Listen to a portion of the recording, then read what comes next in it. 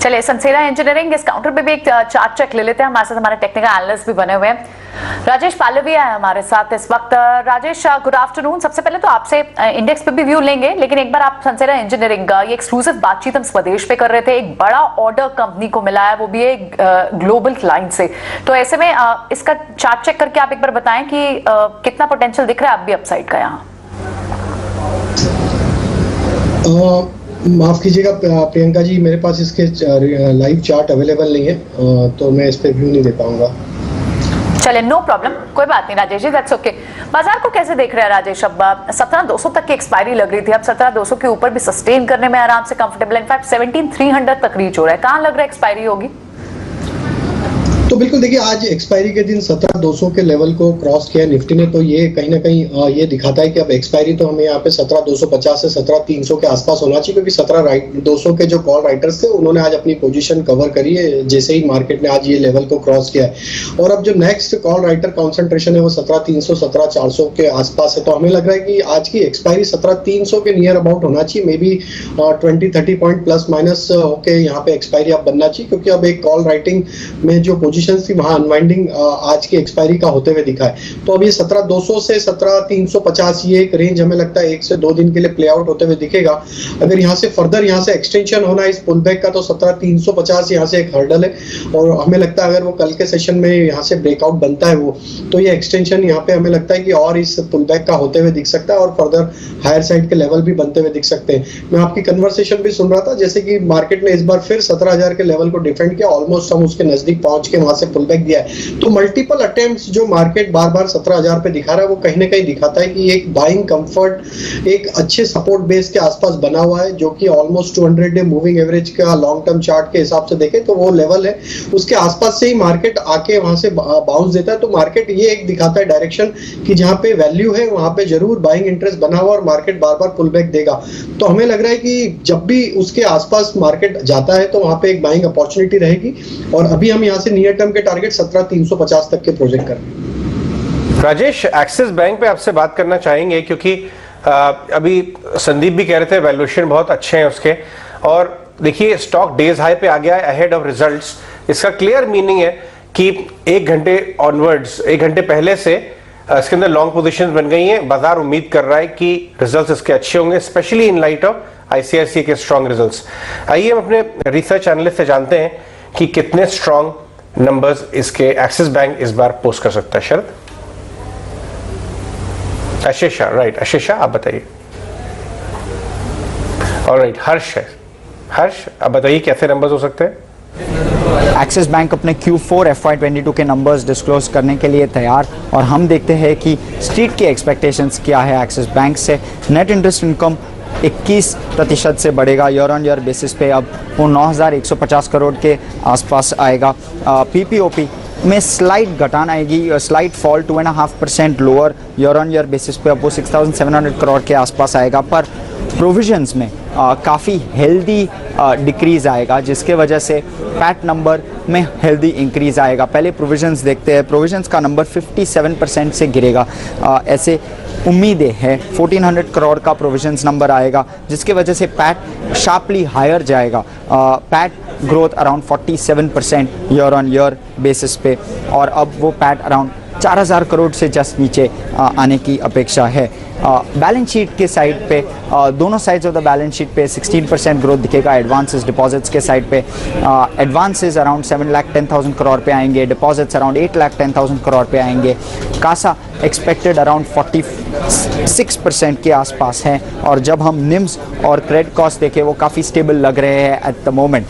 तो ये broad expectations है। In terms of commentary, well business traction कैसे जा रहा है, और वो सिटी डील, राइट, उन्होंने सिटी को टेक ओवर किया है, तो उस दौरान उसका अपडेट क्या है वो एक्सपेक्टेशन मैनेजमेंट से। ओके हर्ष, शुक्रिया एक्सिस बैंक के अनुमान हमें बताने के लिए। बैंकिंग स्पेस पर लगातार फोकस है ही। हमारे एक और टेक्निकल एनालिस्ट नागराज शेट्टी अब हमारे साथ जुड़ गए हैं। आइए उनसे समझने की कोशिश करते हैं बैंकिंग को कैसे देख रहे हैं, साथ ही बाजार पर ओवरऑल उनका आउटलुक क्या है। Nagaraj, good afternoon. बताएं, एक्सिस बैंक अभी अनुमान हर्ष हमें बता रहे थे, टेक्निकली आपको चार्ट्स कैसे नजर आ रहे हैं, और साथ ही मार्केट्स पर आपका आउटलुक। जी हाँ, पहले मैं एक्सिस बैंक के ऊपर मेरा कमेंट देना चाहूंगा। एक्सिस बैंक रिसेंटली एक डाउनवर्ड करेक्शन के बाद एक फॉर्मेशन बना है, एक अच्छा खासा इंडिकेशन है लॉन्ग के लिए। जो डोजी टाइप एक कैंडल पैटर्न फॉर्मेशन हुआ, जो कल 7-8 दिन के डिक्लाइन के बाद एक दहशत था कि एक हायर बॉटम फॉर्मेशन हुआ इस स्टॉक में अराउंड द लो ऑफ 750 के आसपास। जो आज का जो अपसाइड ब्रेकआउट एक इंडिकेट करता है कि आगे वाले दिनों में 1-2 दिन में एक अच्छा खासा तेजी अपने को देखने को मिलेगी। सो मेरा सलाह है, अगर कोई ट्रेडिंग के हिसाब से लॉन्ग करना चाहते हैं तो लॉन्ग कर सकते हैं। अराउंड 820-825 के आसपास एक टारगेट बन सकता है।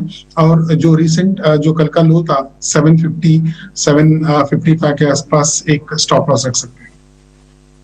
और दूसरा बात निफ्टी का, निफ्टी रिसेंटली एक कंसोलिडेशन टाइप मूवमेंट दिखा रहा था। एक दिन अपसाइड एक दिन डाउन साइड के मूवमेंट लग रहे थे, और हाल ही टाइम फ्रेम में, डेली टाइम फ्रेम में एक ट्रायंगल जैसा एक पैटर्न फॉर्म हुआ था। आज का जो डिसिसिव मूवमेंट है 200-250 पॉइंट निफ्टी का, एक इंडिकेट करता है कि ये रेंज मूवमेंट जो ट्रायंगल टाइप फॉर्मेशन था उसका एक ब्रेकआउट करने का एक कोशिश शुरू हुआ है। और निफ्टी जो निचला स्तर है अराउंड 16,800 के आसपास एक स्ट्रॉन्ग सपोर्ट है। 2-3 बार टेस्ट किया, लेकिन 16,800 के आसपास नहीं सस्टेन हो, मतलब स्लिप नहीं हो पाया, और इधर से एक अपसाइड बाउंस दिख रहा है। ये चार्टिकली पॉजिटिव संकेत है। इनिशियली रेजिस्टेंस 17,200 अभी ब्रेक करके ऊपर जा रहा है। नेक्स्ट रेजिस्टेंस रहेगा अराउंड 17,450 टू 17,500। उसके बाद में एक अच्छा खासा ब्रॉड बेस्ड बाइंग दिखने को मिलेगा अपने को। वो इंडेक्स को अराउंड 17,800-900 तक लेके जा सकता है। और नेक्स्ट बात रही बैंकिंग सेक्टर का।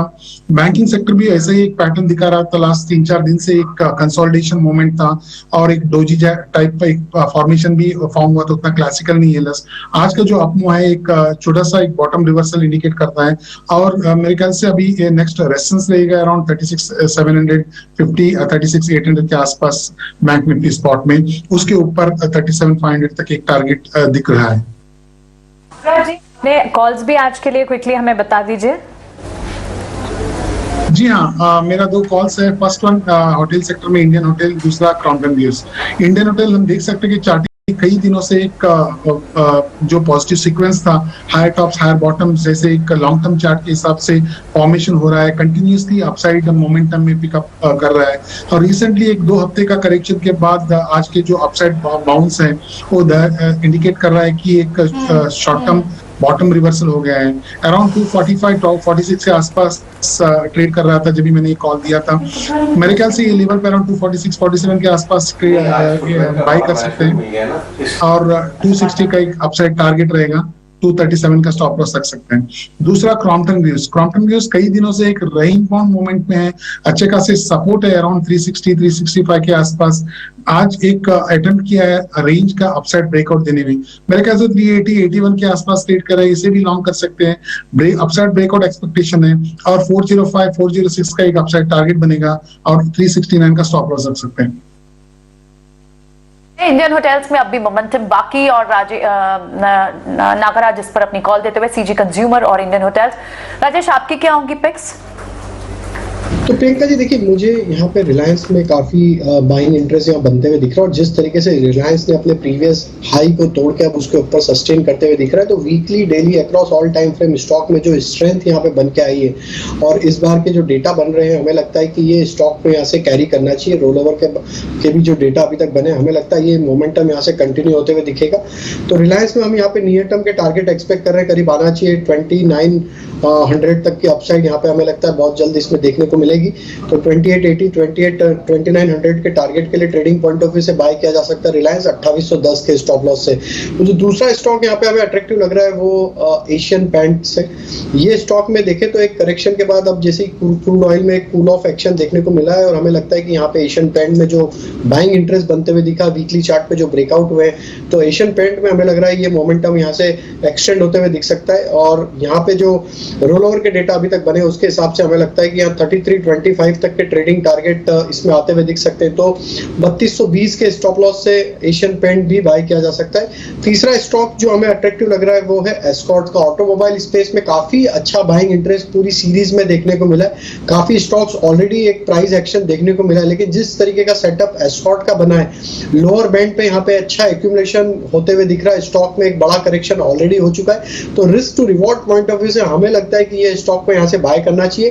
अब ये स्टॉक में जो फॉर्मेशन बने डेली चार्ट से उसके हिसाब से हमें लगता है कि अब सीरीज में नेक्स्ट सीरीज में ये स्टॉक में 1660 1670, तो 2 से 3 दिन के ट्रेडिंग पॉइंट ऑफ व्यू से हमें लगता है स्कॉट को बाय किया जा सकता है 1585 के स्टॉप लॉस से।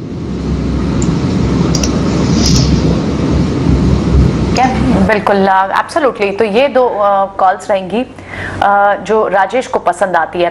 फुटवेयर इंडस्ट्री काफी ज्यादा एक्शन में दिख रहा है और उसका रीजन भी है। आज हमें एक और बड़ा कॉर्पोरेट भी जिससे हम बात कर पाए वो थे बाटा 3 साल में देश में लगभग 500 स्टोर खोलने की बात कर रहे हैं। तो ये एक पैक है जो जाहिर तौर पर अजय सबसे बड़ी बात है डोमेस्टिक ब्रांड्स है, तो ये एक मोमेंट ऑफ प्राइड भी रहता है। ये स्वदेशी ब्रांड है। मैं आपकी ये बात को ठीक से बता सकूं।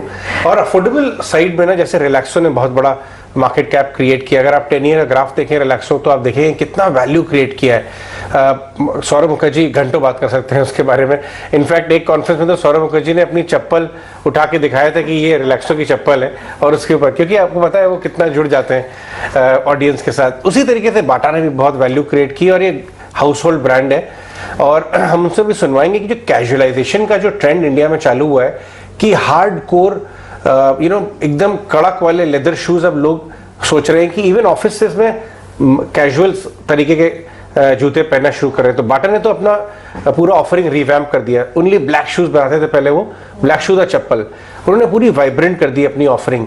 और आप देखिए बड़ी बड़ी कंपनियां, कैंपस शूज का IPO चल रहा है, अच्छा सब्सक्रिप्शन हो रहा है, वो भी यही बता रहे हैं कि अफोर्डेबल में कैजुअल शूज।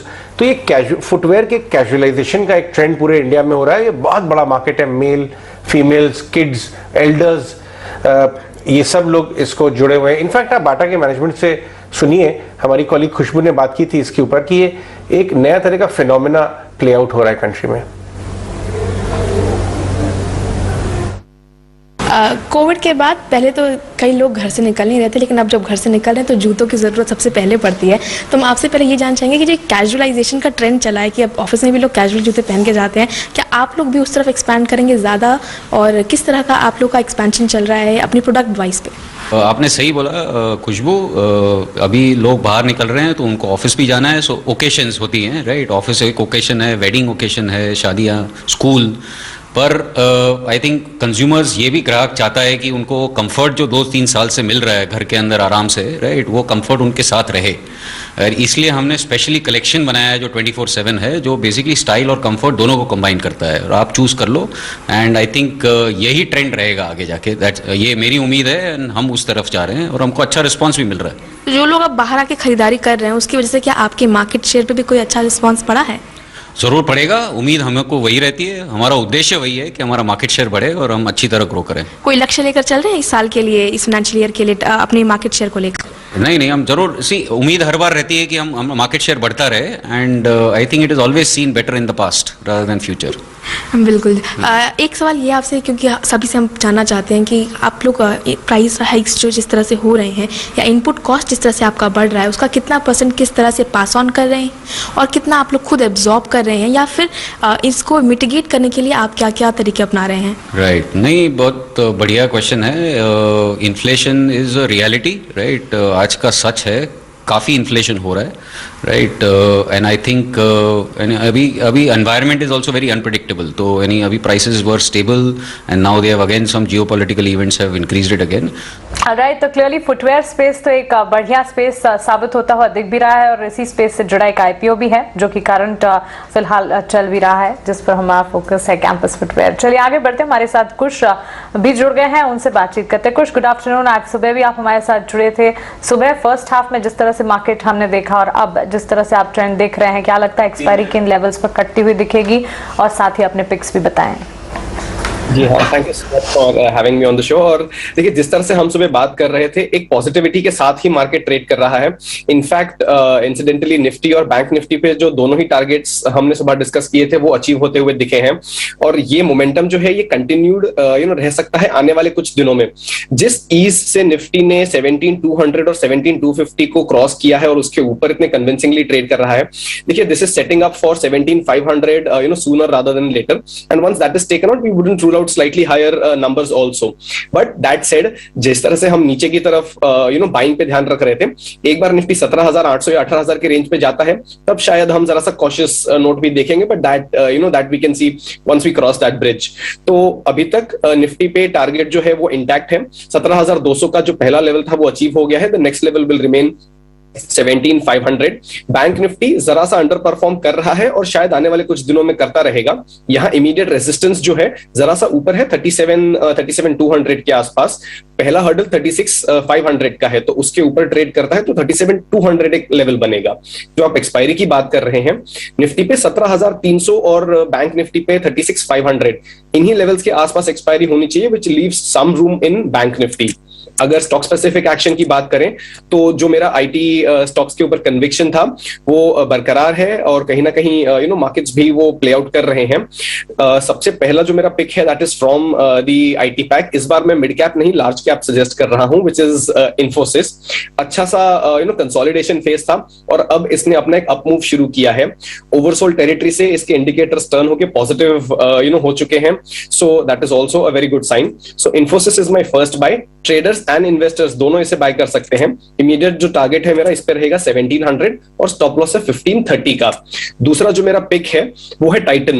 देखिए, मैं पहले भी ये स्टॉक डिस्कस कर चुका हूं, बट इंसिडेंटली इसी लेवल के आसपास आके इसमें जरा सा सेलिंग प्रेशर आता है। लेकिन जो इंटरेस्टिंग पॉइंट ये है कि हर बार जब इसमें सेलिंग आती है, इसमें बाइंग भी उतनी ही फास्ट आ रही है। और 2500 का जो इसका लेवल है डेरिवेटिव्स पुट बेस के हिसाब से या technically, both factors put together is acting as a very strong level, जिसके ऊपर स्टॉक बार बार आके रिबाउंड कर रहा है, ट्रेड कर रहा है। I have a very strong feeling जिस तरह से इसका सेटअप है, आने वाले सीरीज में ये एक बहुत ही आउट परफॉर्मर हो सकता है, बहुत ही अच्छा आउट परफॉर्मर हो सकता है। So Titan remains a buy for a target of 2600 और यहां मेरा स्टॉप लॉस रहेगा 2450 का। पर कुछ की तरफ से ये राय आती हुई और उनके स्टॉक स्पेसिफिक रिकमेंडेशंस भी आपके टीवी स्क्रीन्स पर। लेकिन टीवी 18 ब्रॉडकास्ट लिमिटेड में आज भारी गिरावट देखने को मिल रही है। करीब 15% की गिरावट एकाएक यहाँ पर देखने को मिल चुकी है और यहाँ पर टुवर्ड्स डे लो ये स्टॉक ट्रेड भी करता हुआ। इतनी बड़ी गिरावट के पीछे की वजह क्या है, आइए एक बार सौमित से समझते हैं। सौमित, बताएं। अगर आप देखते तो ये deal on the face of it काफ़ी अच्छा लगता है, क्योंकि टीवी 18 का ब्रॉडकास्ट का मार्केट कैप करीब 11,000 करोड़ का है और ये टीवी 18 के एक जॉइंट वेंचर वायाकॉम 18 जिसमें सिर्फ टीवी 18 का 51% हिस्सा है, उसमें ये कंपनी का करीब 13,500 करोड़ इन्वेस्ट करने वाली। तो on the face of it ये डील काफ़ी अच्छा और पॉजिटिव लगता है, बट फिर भी हमें ये फॉल देखने को मिला है शेयर प्राइस में। और उसके पीछे का सबसे पहला कारण और सबसे बड़ा कारण तो यही है कि कंपनी ने कुछ भी क्लैरिटी नहीं दिया है कि क्या वैल्यूएशन पे ये डील होगी, कितना डाइल्यूशन होगा, वायाकॉम 18 का क्या वैल्यूएशन तय किया है बोधी ट्री ने, और कितना वो फंड एक्चुअली इक्विटी में फंड इन्फ्यूज करेगी, इसका कोई भी डिटेल कंपनी ने नहीं दिया है। तो ये सबसे पहला है जो है lack of communication to share holder. उसके अलावा मार्केट में एक और कंसर्न ये है कि टीवी 18 काफ़ी अग्रेसिवली बिड कर सकता है आईपीएल के मीडिया राइट्स के लिए। अभी अगर अग्रेसिव बिड कर दिया कंपनी ने तो कंपनी के प्रॉफिटेबिलिटी मैट्रिक्स और रिटर्न रेशियोज पे इसका एक नेगेटिव इंपैक्ट देखने को मिल सकता है मीडियम टर्म के लिए। और हाल ही में अगर हम देखेंगे टीवी 18 ब्रॉडकास्ट जिसका एक काफ़ी स्ट्रॉन्ग पोजिशनिंग रहा है इंफोटेनमेंट और इंग्लिश जॉनर में, वहाँ पे थोड़ा एक नेगेटिव इम्पैक्ट देखने को मिला है, क्योंकि डिजिटल और ओटीटी अब ज़्यादा प्रेफरेबल है मार्केट में और कंज्यूमर्स को। तो ये भी एक नेगेटिव इम्पैक्ट रहा है टीवी 18 ब्रॉडकास्ट में। उसके अलावा डील में ये भी कहा गया था कि जियो सिनेमा अब वायाकॉम 18 का हिस्सा रहेगा। अब याद रखिएगा, जियो सिनेमा जियो प्लेटफॉर्म में आता है और अगर ये जियो प्लेटफॉर्म से वायाकॉम 18 में मूव हो रहा है तो वायाकॉम 18 को इसके लिए कुछ वैल्यूएशन या कुछ पैसे जियो प्लेटफॉर्म्स को देने पड़ेंगे। अब मार्केट के हिसाब से जियो सिनेमा का जो वैल्यूएशन है वो करीब 12,000 करोड़ का हो सकता है और ये काफ़ी एक्सपेंसिव होगा वायाकॉम 18 के लिए। और इसका मतलब ये भी हो सकता है कि काफ़ी बड़ा डाइल्यूशन हो सकता है वायाकॉम 18 में। तो यही सारे कंसर्न्स है जिसके वजह से हमें ये 15% का फॉल, लगभग 15% का फॉल टीवी 18 ब्रॉडकास्ट में आज देखने को मिला। चलिए आगे बढ़ते हैं और एक और कंपनी के बारे में बात करते हैं जहां काफी जबरदस्त बाइंग हुई है काफी कुछ दिनों में, और वो है मारुति। ऑटोज में ओवरऑल भी बाइंग थी, बट मारुति पर्टिकुलरली में बाइंग थी। एक, उन्होंने बहुत दिनों के बाद ही सही लेकिन अपनी ईवी स्ट्रैटेजी पूरे मार्केट को बताई है। बहुत एक्साइटेड हैं लोग, संदीप भी उसकी बात कर रहे थे। इस समय 2% ऊपर है, कल रिजल्ट्स हैं।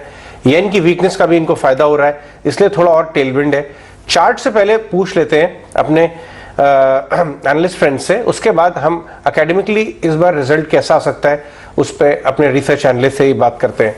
लेकिन उससे पहले आपसे पूछूंगा मैं, राजेश, चार्ट्स पे मारुति कैसा लगता है? क्या लेवल्स 8000 क्रॉस हो रहा है?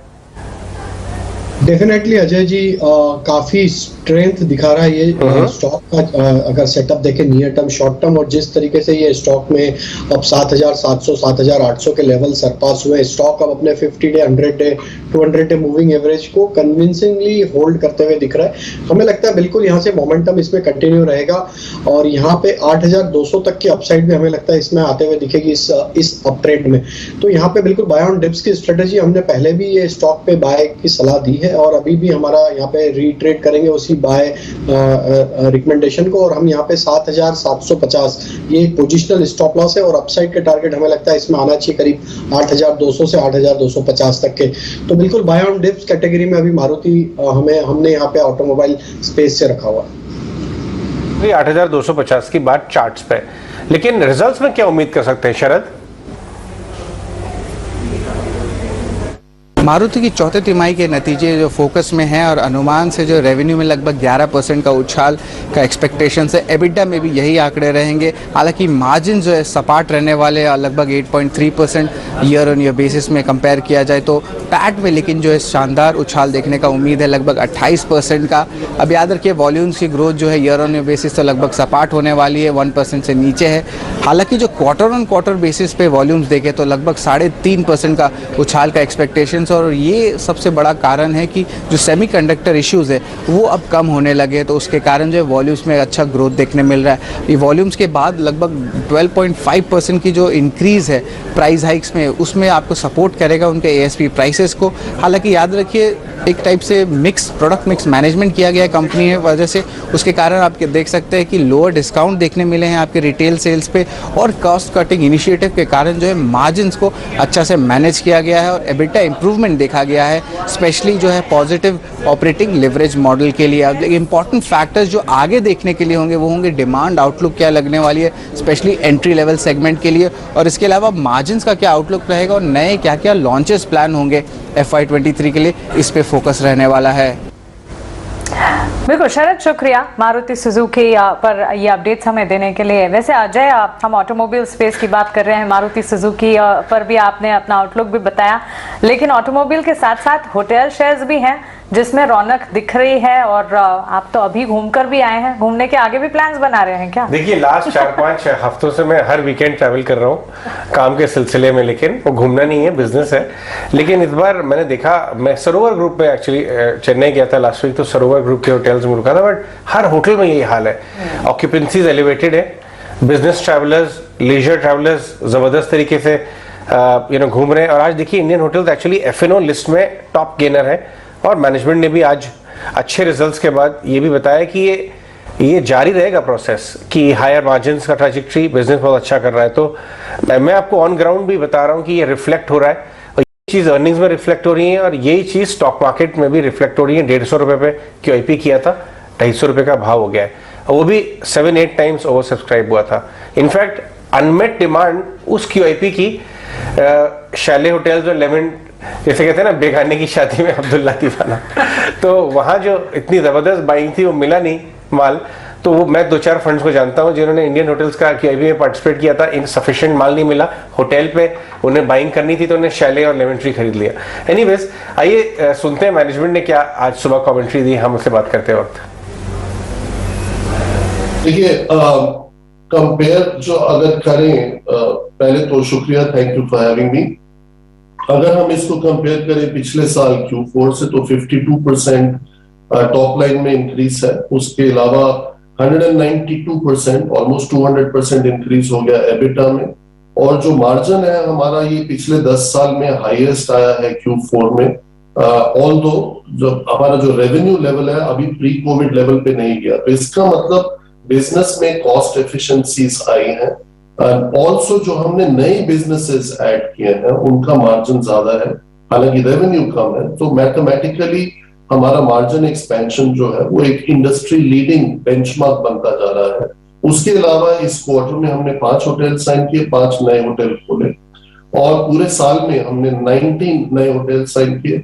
Second year in a row Indian hotels की हाईएस्ट साइनिंग शेयर है इंडिया में एज पर HVS रिपोर्ट। और उसके अलावा हमने 13 होटल खोले पिछले साल, और पिछले साल 12 महीने में तो हमने बोला था हम हर महीने एक होटल खोलेंगे, सो वी डिड 1 मोर जो हमने प्रॉमिस किया था, और इस साल हम 18 से 20 होटल और खोलेंगे।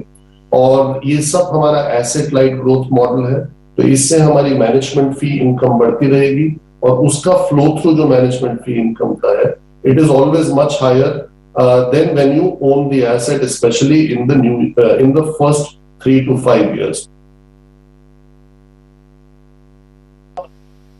ये मोर और लेस सेम रहेगा, आपका 45% में go to 47 and 40% F&B will may be go to 45, क्योंकि F&B जो बिजनेस है आपको मालूम है काफी रिस्ट्रिक्शंस थी ओपनिंग ऑफ द रेस्टोरेंट्स में, number of people of wedding में, तो वो थोड़ा सा उससे थोड़ा रिजल्ट्स F&B के साइड पे डाइल्यूटेड है। इंडिया में F&B is a very big market supported mainly by wedding business, और कॉन्फ्रेंस बिजनेस भी वापस आना शुरू हो गया, तो ये जो है इसका percentage share of the total pi will increase when also despite the fact that total pie will also increase as the business gets back. So I think F&B is poised to grow faster and higher, और ये आने वाले quarters में आपको normally देखने को मिलना चाहिए, अनलेस जो कहते हैं 4th वेव या 5th वेव कोई ऐसी चीज है जो हमें आज मालूम नहीं है। ओके तो चलिए इंडियन होटल्स के मैनेजमेंट से हमने बातचीत की। होटल्स सेक्टर की जब हम बात कर रहे हैं राजेश जी, वैसे नागराज जी ने तो अपना नजरिया इंडियन होटल्स पर दिया ही है, आपकी राय होटल सेक्टर पर क्या होगी, और कोई पर्टिकुलर पिक जो अगर आप चुनना चाहें? जी भी बता रहे थे ग्राउंड रियलिटी, और वाकई में बिल्कुल अगर हम देखें तो इसी तरीके के फुटफॉल और जो एक कॉर्पोरेट और जो एक हॉलीडे वेकेशंस का जो एक टूरिज्म बढ़ा है देखने को मिल रहा है कि सारी होटल्स और सारे जितने भी डेस्टिनेशन है सभी जगह पे अगर हम देखें तो काफी कुछ बिजनेस वापस लौटते हुए दिख रहा है। तो इंडियन होटल का अगर हम सेटअप टेक्निकली भी देखें तो काफी स्ट्रॉन्ग सेटअप बना हुआ, अगर इसके वीकली सेटअप देखें तो जो ब्रेकआउट मिले और पिछले 3-4 वीक से एक माइल्ड प्रॉफिट बुकिंग के बाद वापस से रिजम्पशन ऑफ ट्रेंड इसमें यहाँ पे कंटिन्यू होते हुए दिख रहा है इस वीक में। हमें लगता है इसमें पोजिशनल टारगेट तो 270-280 तक बिल्कुल हमें लगता है इसमें आते हुए दिख सकते हैं। तो जिनके पास पोजीशन है या करंट लेवल पे ले रहे हैं तो यहाँ पे बाय ऑन डिप्स का स्ट्रेटेजी रखने से 235 के आसपास स्टॉप लॉस रखे, और अपसाइड में 280 तक की हमें लगता है अपसाइड इसमें शॉर्ट टर्म में आते हुए दिख सकती है। बनती हुई होटल सेक्टर पर यहाँ पर दिख रही है और आज पर्टिकुलरली फोकस में भी है। इस बीच अगर कुछ और स्टॉक्स की बात करें जहां पर गेनिंग मोमेंटम नजर आ रहा है, कुछ परसिस्टेंट सिस्टम लगातार आईटी स्पेस पर आपका बुलिश नजरिया भी है, और जिस तरह से हम देख रहे हैं यहाँ पर कुछ तमाम स्टॉक्स हैं जो कि परफॉर्म भी कर पा रहे हैं, एक बार इस पर अपनी राय दीजिएगा। कहीं ना कहीं जो इसमें सेलिंग थी वो ओवरडन होती हुई नजर आ रही थी। जो आईटी स्टॉक्स में हमने एक फॉल देखा, देखिए एक थीम बेस्ड था, नैस्डैक गिर रहा था, लेकिन मैं हमेशा यही कहता आया हूं कि वहां की कंपनीज और यहाँ की कंपनीज के बिजनेस मॉडल में बहुत ही अंतर है। और लेकिन क्या होता है, कोई आईटी बेस्ड फंड है जो वहां भी इन्वेस्ट कर रहे हैं यहाँ भी कर रहे हैं, तो थीम बेस्ड फंड्स का एडवांटेज भी मिलता है और ये रब ऑफ इफेक्ट या ये डिसएडवांटेज भी फेस करना पड़ता है। बट जिस तरीके की हमने फॉल देखी, वैल्यूएशंस का जो कंसर्न था कहीं ना कहीं वो भी करेक्ट हो गया। रिजल्ट्स मिक्स्ड हैं लेकिन फिर भी slightly on the encouraging side आए हैं। सो उसके चलते Persistent per se has been consolidating in a range for a while, और इसने अपने 200 डे मूविंग एवरेज को नहीं तोड़ा था। इंट्राडे में एक डिप आया था बट अदरवाइज क्लोजिंग बेसिस पे नहीं तोड़ा था, और वहीं से सपोर्ट लेके ये आज बाउंस कर चुका है। जो इसका ट्रेंड रिवर्सल हो रहा है या जो इसके इंडिकेटर्स टर्न हो रहे हैं, दे आर अगेन सजेस्टिंग कि एक अच्छी रैली यहां से भी शुरू हो सकती है। शायद ये एक नए अप मूव का या शायद एक नई रैली का शुरुआत भी हो सकता है, but that time will tell. Immediately जिस तरीके का हम इसमें बाउंस देख रहे हैं, इसमें 4500 एंड 4550 के जो लेवल्स हैं ये आते हुए कुछ दिनों में हम देख सकते हैं, और कोई यहाँ बाय करे तो 4250 4200 के जो जोन्स हैं उसके आसपास अपना स्टॉप लॉस लगा के चलिए। लैब के नंबर्स आए हैं, एलिवेटेड एक्सपेक्टेशन थे, स्टॉक सडनली 2.5% नीचे हो गया, 2% ऊपर से 4-5% का इंट्राडे मूव आया है। हम आपके लिए एनालाइज करेंगे क्या हुआ है। बड़ी सी कैंडल बनती हुई नजर आई है। लास्ट क्वार्टर बोला था वर्स्ट नंबर्स हो गए, मैनेजमेंट ने बोला था आपके ही चैनल पे, शायद हो सकता है उसके हिसाब से नंबर्स ना आए हो, इसके डिटेल में जाएंगे। लेकिन शॉपर स्टॉप की बात करते हैं। नागराज, शॉपर स्टॉप हमने सुबह भी बात की थी इसके बारे में कि अच्छे रिजल्ट्स की उम्मीद है बाजार को, और लास्ट क्वार्टर अच्छा था भी, लेकिन आज रिजल्ट्स अभी तक आए नहीं है, बट ये स्टॉक सर्किट पे है 10%। चार्ट्स पे क्या लग रहा है नागराज? जी हाँ, शॉपर स्टॉप एक कंसोलिडेशन के बाद एक अच्छा खासा ब्रेकआउट देने की कोशिश की है आज, भले ही ऊपर के लेवल से थोड़े इंट्राडे करेक्शन में थोड़ा वीकनेस दिखाया हो, लेकिन ओवरऑल चार्ट पैटर्न बहुत ही अच्छा है। कंटिन्यूसली अप ट्रेंड में दिखाया कई दिनों से, एक रेंज बाउंड के बाद अपसाइड ब्रेकआउट दिखते हुए दिखाया, आज भी वैसा ही हुआ। मेरे ख्याल से इधर से थोड़ा कंसोलिडेशन हो सकता है, क्योंकि काफी बढ़ चुका है, अराउंड 10% की ज्यादा आज एक ही दिन में मूव आया है। थोड़ा कुछ कंसोलिडेशन हो सकता है, अराउंड 540 टू 515 520 के आसपास रेंज में ये स्टॉक कंसोलिडेट हो जाएगा एक आध 2 दिन में, तभी बाय ऑन डिप्स कर सकते हैं। टेक्निकली बहुत ही अच्छा है। नंबर्स पे नजर डालते हैं। एबिटा 16% डाउन है YOY, और मार्जिन्स भी काफी ज्यादा डाउन है एक्चुअली, 28% के मार्जिन्स आए हैं वर्सेस 34%, तो मार्जिन कंप्रेशन है और रेवेन्यू भी डाउन है, एबिटा भी डाउन है, और इसीलिए शायद बड़ी सी कैंडल नीचे की तरफ बन गई। लॉरस F&O स्टॉक है, काफी क्लोजली ट्रैक्ड होता है। राजेश, आपने इसके चार्ट्स को देखा है क्या? जी देखिए, रिएक्शन अभी बिल्कुल स्टॉक में बना है। हालांकि अभी जिस तरीके के रिएक्शन आए उसमें स्टॉक का अगर हम सेटअप देखें तो ऑलमोस्ट ये अभी 200 डे मूविंग एवरेज के नीचे फिसलता हुआ दिख रहा है। तो हमें लगता है आज की क्लोजिंग काफी इंपॉर्टेंट होगी। अगर ये 580 के नीचे स्टॉक आज क्लोज देता है तो हमें लगता है कि यहाँ पे और भी सप्लाई यहाँ पे बनते हुए दिख सकते हैं, क्योंकि स्टॉक में जो पिछले दिनों में एक रिकवरी का ट्रेड बना था, कहीं ना कहीं वो सपोर्ट लेवल्स को आज यहाँ पे वापस से कहीं ना कहीं एक चैलेंज यहाँ पे आते हुए दिख रहा है। तो हमें लगता है आज की क्लोजिंग अगर 580 के नीचे होती तो नेक्स्ट लेवल हमें लगता है 550, और फिर उसके नीचे 535 तक की भी डाउनसाइड एक्सटेंड होते हुए दिख सकती है। तो सेलिंग का रिएक्शन रिजल्ट के बाद तुरंत यहाँ पे बनते हुए दिख रहा है। तो जिनके पास लॉन्ग साइड का ट्रेड है उन्हें अब यहाँ पे स्ट्रिक्ट स्टॉप लॉस फॉलो करना चाहिए। 560 का अगर इसके नीचे फिसलता है तो हमें लगता है लॉन्ग साइड के ट्रेड से तो अब यहाँ से निकल जाना चाहिए, क्योंकि अब शॉर्ट के लिए हमें लगता है थोड़ा सा लेट हो गया है। अगर ये पुल बैक देता है 5-7 रुपए का तो वहां पे 580 के स्टॉप लॉस से शॉर्ट करेंगे। पर राजेश, कोरोमंडल के चार्ट्स भी देखें आप, पीछे अभी कुछ ही मिनटों पहले इसमें अच्छी मूव भी आई है, और फर्टिलाइजर सब्सिडी का जो बेनिफिशियरी है, जो तमाम सारी कंपनीज के नाम आ रहे हैं, उनमें से एक नाम कोरोमंडल का भी था, और कोरोमंडल चंबल फर्टिलाइजर जिस तरह की मूव्स पीछे की तरफ में दिखा चुके हैं। एक बार कोरोमंडल का चार्ट आप देखें और बताएं यहाँ कितना अपसाइड और लगता है अभी। जी काफी स्ट्रॉन्ग सेटअप बना है। स्टॉक ने अपने जो मार्च में स्विंग हाई बने थे उसको आज यहाँ पे ब्रेकआउट होते हुए दिख रहा है। तो जिस तरीके से डेली और वीकली सेटअप पे एक राउंडिंग बॉटम फॉर्मेशन यहाँ बनते हुए दिख रहा है, हमें लगता है ये स्टॉक में एक अच्छी स्ट्रेंथ यहाँ पे बनी हुई है, और आगे आने वाले दिनों में हमें लगता है ये स्टॉक 940-950 की तरफ बिल्कुल बढ़ते हुए दिखेगा। तो हमारी यहाँ पे बाय करने की सलाह है, और हम यहाँ पे अगर कोई वॉलेटिलिटी के चलते या डिप्स मिलती है इस स्टॉक में तो हमें लगता है कि 860 ये स्टॉप लॉस रख के इसको बिल्कुल बाय एंड होल्ड किया जा सकता है। 930-940 तक की अपसाइड के टारगेट हमें लगता है इसमें शॉर्ट टर्म में बिल्कुल बनते हुए दिखेंगे। स्टे विद अस, आगे चलते हैं। एक इंपॉर्टेंट नंबर्स अर्निंग्स को एड्रेस करना है। इनफैक्ट स्टॉक मार्केट रिलेटेड काफी ज्यादा इंप्रूवमेंट दिख रहा है बहुत सारी कंपनीज में। 5 पैसा कैपिटल आज स्टॉक फ्लैट है, लेकिन कंपनी बहुत ही शानदार काम कर रही है टेक्नोलॉजी बैक्ड ब्रोकिंग स्पेस में। प्रकाश हमारे साथ जुड़ रहे हैं, कंपनी के मैनेजमेंट, क्वार्टरली रिजल्ट्स के बारे में बात करने के लिए। प्रकाश, गुड आफ्टरनून।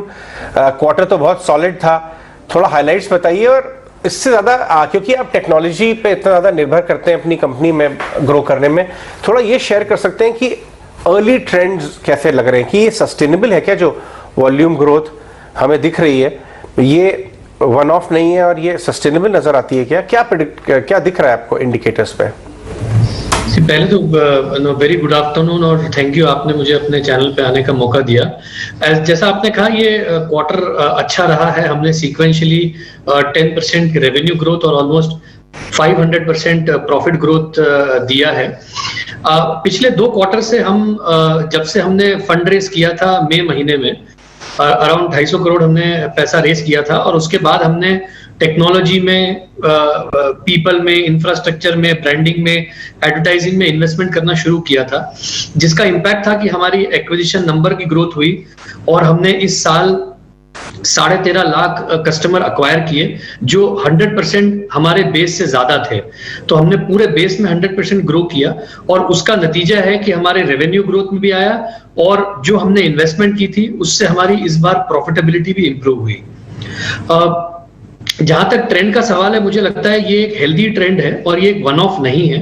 आप यदि देखें तो हमने पिछले साल में टोटल इंडस्ट्री में 3.5 करोड़ डीमैट अकाउंट ओपन हुए, जो कि 2.5% ऑफ पॉपुलेशन है। अब लेकिन इतने अकाउंट ओपन होने के बाद भी आज भी इंडिया इज अंडर पेनिट्रेटेड, जो कि यदि आप कैपिटल मार्केट पार्टिसिपेशन देखें तो जो कि सिर्फ 4-4.5%, हम 9 करोड़ डीमैट अकाउंट है, which is just 4-5% of population जिनके पास डीमैट अकाउंट है। तो ये एक शुरुआत है। वो अलग बात है कि हमने 2 साल में बहुत ज्यादा तेजी देखी है, तो हमको लग रहा है कि शायद ये वन टाइम होगा, पर मुझे लगता है ये एक ट्रेंड है।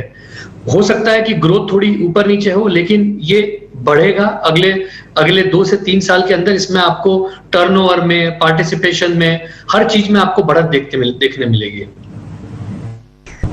एक तो ये बात हो गई। दूसरा, अब आप मुझे जाने से पहले ये बताइए कि प्रकाश, कि अभी फोकस एरिया क्या है कंपनी का, स्ट्रेटेजिक फोकस एरिया। नंबर्स मुझे याद है हमारी कुछ महीनों पहले बात हो रही थी जब आपने फंड रेज भी किया था। देखिए, अभी आपने कंपनी को कंप्लीटली टेक्नोलॉजी बैक्ड बना लिया है। आपकी अर्ली स्ट्रेटजीज काफी ज्यादा फल देने लगी हैं और नंबर्स में रिफ्लेक्ट हो रहा है। यहां से अब आपका स्ट्रेटेजिक एरिया ऑफ फोकस क्या होगा, जो अपने शेयर होल्डर्स को या हमारे व्यूअर्स को बताना चाहेंगे? देखिए, हमारा फोकस हमेशा से हमारा प्रोडक्ट रहा है। हम एक मोबाइल ऐप फोकस्ड कंपनी है। हमारा 75 से 80% जो टर्नओवर है और जो रेवेन्यू आता है वो मोबाइल ऐप से आता है। तो हमारा फोकस हमेशा रहता है कि जो प्रोडक्ट हमारा है, जो मोबाइल ऐप है, वो हम अपने कस्टमर्स तक लेके जाएं, उन्हें एक बहुत अच्छा ट्रेडिंग एक्सपीरियंस दें। ऑलमोस्ट 70 से 75% लोग जो अभी आते हैं कैपिटल मार्केट में, वो पहली बार आते हैं, तो उनको सिखाया जाए स्टॉक मार्केट के बारे में। हमारा फिन स्कूल एक प्लेटफॉर्म है जहां पे हम नए कस्टमर्स को एजुकेट करते हैं, तो उनको एजुकेट करें, उनको सही मायने में कैपिटल मार्केट क्या होता है वो समझाएं और उनको एक अच्छा ट्रेडिंग एक्सपीरियंस दें। हमारा यही फोकस है और इसी फोकस में हमारी सारी इन्वेस्टमेंट्स गई हैं पिछले 2 से 3 क्वार्टर में, और आगे आने वाले क्वार्टर्स में भी हम इसी में इन्वेस्ट करेंगे कि कैसे हम अपने कस्टमर्स को एक अच्छा ट्रेडिंग एक्सपीरियंस दे सकें। इसके अलावा हमारा फोकस रहेगा कि जो हम और प्रोडक्ट्स जो हमारे प्लेटफॉर्म पे हैं, वो हम कैसे ज्यादा से ज्यादा अपने कस्टमर्स को दिखा पाए। जैसे हम mutual funds, gold, US stocks में इन्वेस्टिंग, लोन्स, ये रिसर्च, सब्सक्रिप्शन, ये हम सारे प्रोडक्ट्स हमारे प्लेटफॉर्म से मुहैया कराते हैं हमारे कस्टमर्स को। तो इसमें कैसे ज्यादा से ज्यादा पेनिट्रेशन हो पाए, ये हमारा फोकस ब्रॉडली रहेगा। Prakash, good luck for coming quarters. आगे आने वाले क्वार्टर्स में हम वापस बात करेंगे one of these days once again. 5 पैसा के मैनेजमेंट बता रहे थे कि ये जो सॉलिड रेवेन्यू ग्रोथ आई है, ये वन ऑफ नहीं है, वॉल्यूम अच्छे हैं और अपनी टेक्नोलॉजी का फोकस भी बना रहे हैं। ये इंपॉर्टेंट है कि बहुत एंजल वन भी एक टेक्नोलॉजी बैक्ड कंपनी है ब्रोकिंग की स्पेस में, और अब वो एक पूरा एक तरह से एक प्लेटफॉर्म पे म्यूचुअल फंड्स, इंश्योरेंस और पूरी चीजें भी दे रहे हैं। उसी तरह 5 पैसा भी एक completely mobile app based trading अपने क्लाइंट्स को ऑफर करती है, टेक्नोलॉजी बैक्ड। तो ये थोड़ी नीश है मार्केट को प्ले करने के लिए। अब ज़ीरोधा ऑफ कोर्स बहुत लार्ज कंपनी है, टेक्नोलॉजी बैक्ड, लेकिन वो लिस्टेड नहीं है। तो अगर आपको एक स्ट्रक्चरल थीम खेलना है इंडियन मार्केट में कि कैसे टियर 2, टियर 3 में भी, रूरल साइड में लोग ट्रेडिंग और इन्वेस्टिंग स्टार्ट कर रहे हैं मोबाइल ऐप बेस्ड, उन्हें एप्लीकेशन पे एनालिसिस, एनालिटिक्स वो सब चाहिए, तो ये 2-4 ऑप्शंस लिस्टेड मार्केट में आपके पास है। 250 पॉइंट की तेजी आते हुए 17,300 पे हम नॉक कर रहे हैं। भसीन साहब हमारे साथ वापस आ गए। भसीन साहब, एक सॉलिड रिकवरी बाजार में पेश आती हुई, आपके बेट्स कैसे आउट हो रहे हैं सॉलिड रिबाउंड में? गुड आफ्टरनून अजय जी, आपको भी, प्रियंका को भी और मानसी को भी। तो आज तो सबके चेहरों पे मुस्कान होनी चाहिए, क्योंकि थर्सडे की एक्सपायरी, सब पता नहीं क्या कह रहे थे, 16,000, 16,200। आपको तो टारगेट्स पता ही है, 17,200 पे क्या 17,300 पे एक्सपायरी, और आपको कह दिया अगले हफ्ते 18,000 के दर्शन हो जाएंगे। आपको अपडेट दे दूं, HDFC life, L&T, Motherson Sumi, HCL Tech, AB Capital, SW Solar, Persistent is I was persistent about Persistent in the last 3 days at 4,000. Look at the numbers, Ajay.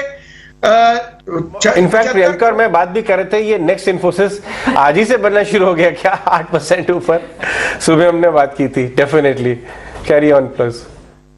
तो sir, my persistence has paid rich persistence dividend. ये share 5,500 जाएगा अजय जी। 75 करोड़ पे 200 करोड़ का profit quarterly आप लगा लीजिए। 800 crore growing at 25% per annum, 44 rupees जो earning per share, it come down to 25, 5500 का भाव हो जाएगा इसका। अब आप कहें तो 3 पिक्स हैं सर। अडानी पोर्ट 882, 865 का स्टॉप लॉस, 940 के टारगेट।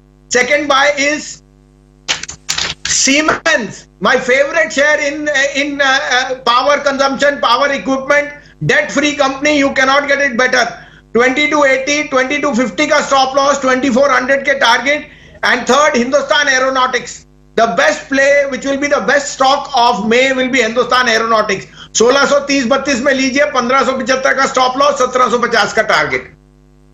ऑलराइट, बिल्कुल। तो ये दो नई फ्रेश कॉल्स ऐड होती हुई यहाँ पर सीमेंट्स और अदानी पोर्ट, ये पसंद आता है दोनों स्टॉक। अब भसीन जी, पूरा आप मिड कैप आईटी की बात कर भी रहे थे कि वहां नंबर्स अच्छे आएंगे, परसिस्टेंट में हम तेजी देख रहे हैं, इन्फोसिस में एक अच्छा बाउंस बैक देख रहा है। ओवरव्यू एक पूरा स्पेस पे भी जानना चाहेंगे। आपको लगता है कि अब शायद ओवर सोल्ड हो चुका था, बहुत ज्यादा वीकनेस हो गई थी, और अब पूरा स्पेस बाउंस बैक अच्छा करेगा? अब प्रियंका जी, सिर्फ इन्फोसिस और टेक वो नहीं है। देखो, जब डाउनग्रेडिंग आती है तो हर चीज को आप बेचते हो। आज लीवर के नंबर देख लो, आपने रिलायंस देख लिया, आपने ICICI देख लिया, आपने TCS देख लिया, आज आपने परसिस्टेंट देख लिया, कल आपने KPIT technology. I mean where will you give it? तो आपको IT outsourcing is picking up like how? Look at the books they are telling, look at the guidance और बिजनेस मॉडल देखिए। From cloud computing to new age technology to EV, the battery, all that is getting technology driven. You cannot but make money in these stocks. And according to me, मैंने आपको 2 दिन पहले कहा, Nasdaq has bottomed out. If I am correct, Nasdaq will give you a 10% rally by next week. So you will see at least a 15% upside in some of these counters. So as a disclosure, HCL Tech, Tech Mahindra, Persistent and Emphasis. These 4 stocks are which we have recommended as buys, and we are going to sit through for the next 25%, which may come in the next 2-3 weeks. Clearly यहाँ पर of course IT space पर खास तौर से बात कर रहे हैं, और परसिस्टेंट सिस्टम्स की परसिस्टेंस पर भी हम बात कर रहे हैं। लेकिन संजीव जी, हम एफएमसीजी स्पेस को भी आज लगातार सुबह से देख रहे हैं। अगर सेक्टर स्पेसिफिक कहीं देखें, सबसे ज्यादा मजबूती एफएमसीजी की तरफ देखने को मिल रही है। निफ्टी एफएमसीजी स्पेस आज आउट परफॉर्म करता हुआ। कमोडिटीज प्ले ऑफ कोर्स है। क्या लगता है एफएमसीजी पर कोई पिक्स? HUL पर अभी आप डिस्कशन कर भी रहे थे। बिल्कुल मानसी जी, आपने अच्छा हमारी थोड़ी सी एनालॉजी को पकड़ा, and congratulations for that. But I am very bullish on Godrej consumer. I can stick my neck out. Godrej consumer 1000 रुपए जाएगा। और जो ये आपको पाम ऑयल और वो सब कहते हैं, that is all part and parcel. Look at Lever's numbers, look at their margins. So if you have to buy one stock, according to me, it is Godrej consumer. It is headed to 4 figures. Godrej consumer तो आप काफी दिनों से track कर रहे हैं और धीरे धीरे आगे भी बढ़ता जा रहा है। जाते जाते मुझे ये बता जाइए कि एक्सिस बैंक के आज रिजल्ट है, मारुति के कल है, कोई अर्निंग्स पॉइंट ऑफ व्यू से लार्ज कैप पे आपकी नजर जो आने वाले हैं? अजय जी, बाजार है, धीरे धीरे जब सब कुछ सेटल हो जाएगा, ट्यूसडे को आपकी छुट्टी है, वेडनेसडे को फेड की मीट हो जाएगी, जो भी प्राइसिंग इन करनी है, equities are under owned and in a global environment India has withstood. तो मारुति की गाइडेंस अच्छी होगी, जो आपने देखा है from Bajaj autos numbers, they could be profit booking because these stocks have run up, but you can not ignore the underlying asset के hero Honda में 8 लाख गाड़ियों की वेटिंग है, मारुति में 2.5 लाख। तो आप अपने आप अंदाजा लगा लीजिए, थोड़ा सा मार्जिन का सैक्रिफाइस होएगा, थोड़ी इनपुट कॉस्ट होएगी, but volumes will make up the game for auto. Sanjeev ji, आपने बहुत अच्छा पॉइंट रेज किया, क्योंकि जब हम फाडा की गुलाटी जी से भी बात करते हैं, उन्होंने कहा लगभग 7.5 से 8 लाख अनमेट डिमांड है अब तक इस पूरे स्पेस में। तो अच्छी demand on the back of that, ये पूरा स्पेस बजिंग भी है। बहुत बहुत शुक्रिया संजीव जी, आपसे बात, आपने अपना समय दिया। कल फिर सुबह 10 बजे होगी आपसे मुलाकात।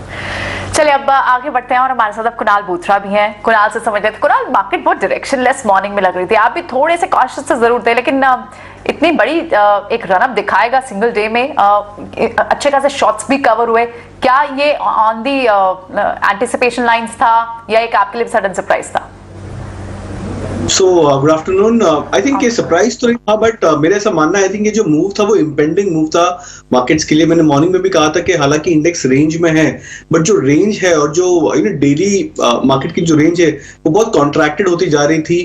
पहले हम 200 से 400 पॉइंट की स्विंग कर रहे थे, लास्ट 2 से 3 दिनों में हम वो उस जो इंटरडे रेंज थी वो ऑलमोस्ट 100 पॉइंट्स 120 पॉइंट्स की रेंज हो चुकी थी इंडेक्स की आफ्टर द गैप अप और द गैप डाउन। तो ये जो एक कॉन्ट्रैक्टेड रेंज होती है आफ्टर द एक्सपांशन, ये जनरली इंडिकेट करती है कि आने वाले कुछ एक दिनों में एक ब्रेकआउट इंपेंडिंग था। बट आज जो ब्रेकआउट आया वो इंडेक्स पे, वो डेफिनेटली सरप्राइजिंग पॉइंट है। बट अभी भी हम उस सिनारियो में ट्रेड कर रहे हैं जहां पे मार्केट दो पैरामीटर्स पे चल रहा है। पहला जो है मार्केट इंटरनल्स, जो लास्ट 1 वीक 10 डेज से इवन वॉलेटाइल जब मार्केट था उस टाइम पीरियड में भी मार्केट की इंटरनल्स काफी स्ट्रांग है। बट जब हम एक्सटर्नल्स पे जाते हैं, जब हम यूएस मार्केट्स देखते हैं, एशियन मार्केट्स देखते हैं, तो वहां पे जो इंपेंडिंग वीकनेस है ये बार बार इंडेक्स को एक रेजिस्टेंस प्ले आउट कर जाती है। तो बहुत डिफिकल्ट होता है कहना कि वेदर यूएस मार्केट्स में ब्रेकआउट होगा या रिकवरी आएगी। अगर वो होता है तो देन वी गेट 1+1 टुगेदर, और हाँ पॉसिबल हो सकता है कि जो ब्रेकआउट्स है ये सस्टेन कर लेंगे। तो मेरा ऐसा मानना है कि इंडेक्स ट्रेडर्स को अभी भी वेट करना चाहिए, बट 17,200 के ऊपर अगर सस्टेन करे इंडेक्स, और अगर यूएस मार्केट्स और ग्लोबल मार्केट्स अगर पॉजिटिव मोड में आ जाते हैं तो शायद ये रिकवरी और ज्यादा स्ट्रांग हो सकती है। 2 बाय कॉल्स जो मैं इनिशिएट करूंगा इस थीम पे, वो रहेगा पहला L&T इन्फोटेक। मेरा मानना है कि आई थिंक काफी सारे जो आईटी स्टॉक्स है, मिड कैप आईटी नेम्स, वो बहुत ज्यादा ओवरसोल्ड टेरिटरीज में आ गए हैं। इंडिकेटर्स बहुत ज्यादा ओवरसोल्ड हो गए हैं। आरएसआई ऑलमोस्ट 10-11 की आरएसआई हमने लास्ट कुछ एक दिनों में देखी थी। तो मेरा मानना है कि आई थिंक काफी mid cap IT names bounce कर सकते हैं। L&T इन्फोटेक में मैं बाय की सलाह दूंगा। टारगेट रहेगा 5,200, stop loss 4,700। In banking stocks में से आज जो प्राइवेट सेक्टर बैंक्स में मुझे ऐसा लग रहा है कोटक बैंक पे एक अच्छी वेव ऑफ बाइंग आई है। स्टॉक वापस से अपने मीडियन पॉइंट ऑफ जो रेजिस्टेंस है 1700 चला दूंगा। Position target 2000। ठीक है, कोटक बैंक और L&T इन्फो, ये दोनों पसंद आते हैं स्टॉक्स कुणाल को यहाँ पर प्लस करने के लिए। ठीक है कुणाल, बहुत बहुत शुक्रिया आपका। कुछ और स्टॉक्स भी हैं जहाँ पर राय ले लेते हैं, क्योंकि हम देख रहे हैं कि अब इंडिगो, नौकरी, ये सारे स्पेसेस में भी आपको अच्छी सर्च दिखाई दे रहा है। तो ये तो अब एक clear all sectors are flying ऐसा लग रहा है राजेश। यस बिल्कुल। तो जैसा आपने जिक्र किया इंडिगो के सेटअप, तो हमें यहाँ पे जिस तरीके से स्टॉक में रिवर्सल बना है, एक मल्टीपल सपोर्ट जोन एरिया है स्टॉक का जो कि 1800 के आसपास है, और ये लेवल काफी इंपॉर्टेंट है स्टॉक के लिए। और जिस तरीके की रिकवरी इंडिगो में यहाँ पे बनते हुए दिख रही है इंटरग्लोब एविएशन में, हमें लगता है कि ये स्टॉक में यहाँ से पुल बैक एक्सटेंड होते हुए दिखना चाहिए। क्योंकि अगर हम इसका एक लार्जर टाइम फ्रेम पे भी सेटअप देखें तो एक मल्टीपल टाइम इसी एरिया से स्टॉक में एक अच्छा बेस बना के यहाँ से बाउंस बैक एक्शन बनते हुए दिख रही है। हालांकि अभी भी अगर हम देखें तो स्टॉक में जब तक 2000 के लेवल ब्रीच नहीं होंगे तो एक रेंज बाउंड ट्रेड रहेगा। 1800 से 2000 ये 200 पॉइंट का एक रेंज हमें लगता है कुछ समय के लिए रहेगा, और जैसे ही ब्रेकआउट होंगे 2000 के तो फिर ये इसका अपवर्ड जर्नी कंटिन्यू करते हुए दिखेगा। अभी यहाँ पे ट्रेड सेटअप के हिसाब से हम बाय करने की सलाह देंगे। अगर यहाँ से 10-15 रुपए और करेक्शन आता है तो भी ऐड करें।